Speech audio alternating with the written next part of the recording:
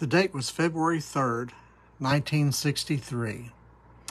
Peanuts comic strip. Linus is sitting there in the first frame looking stressed. So he's sitting there and Lucy walks by and looks at him like, "What are you stressed about?" And he says, "Oh no, not again." "What in the world? What's the matter with you?" "I'm aware of my tongue," he says.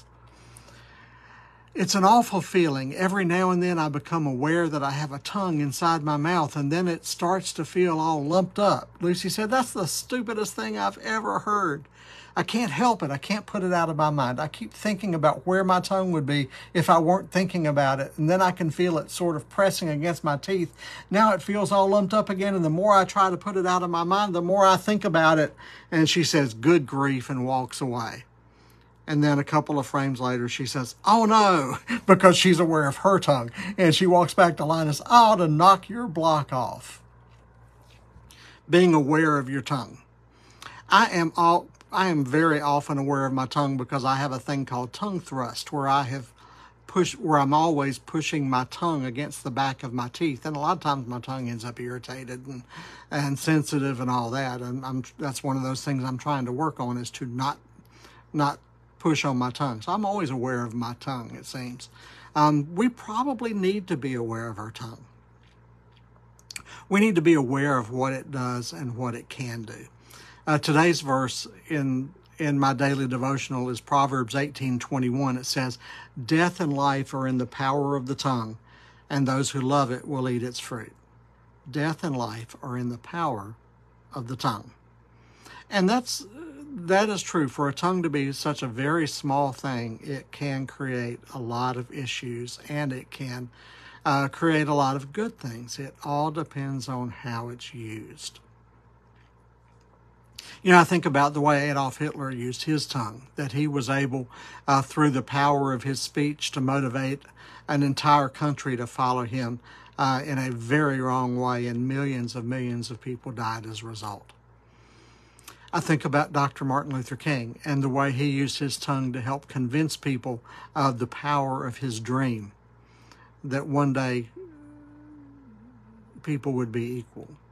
Tongues can do very good things, and they can do very bad things, and we need to be aware of the way our tongues come across. We need to be aware of the words that we say and how those words impact the lives of those around us, because that's important. I know none of us want to intentionally hurt people with our words, but sometimes we do. I know oftentimes we want our words to be a blessing to others, but sometimes we don't. We need to be aware of our tongues and how those words come across. We can't help how other people are impacted by let me back up. We can't help always how people take our words. Sometimes we mean one thing and people take it in an entirely opposite way. We can't really help that, but we do need to be aware of how those words can be perceived, and we need to let that guide what we say. I was reading this morning, or I saw this morning, that Bishop T.D. Jakes said that he's learned to make sure that the words that he uses are not offensive. He needs to make sure that when he listens to other people's words, that he doesn't respond defensively.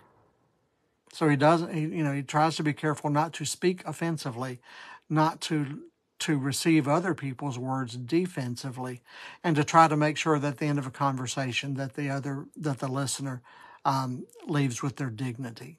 I actually like that.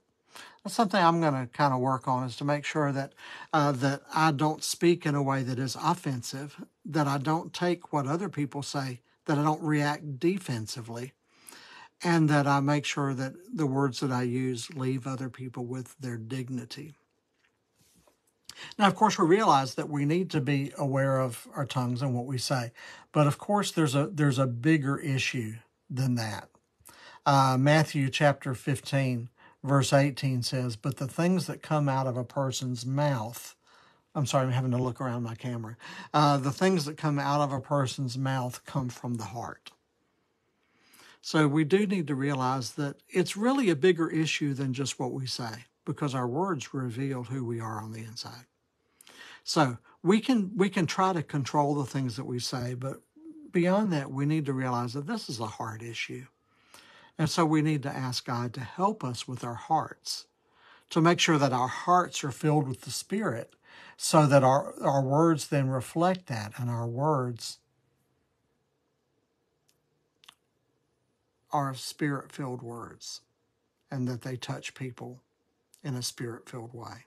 So today, be aware of your tongue. Not so much the tongue that's in your mouth, but be aware of the way your words come across to other people. Allow the Spirit to control you on the inside and to control the words that come out of your mouth so that they are a blessing to others. Have a great day.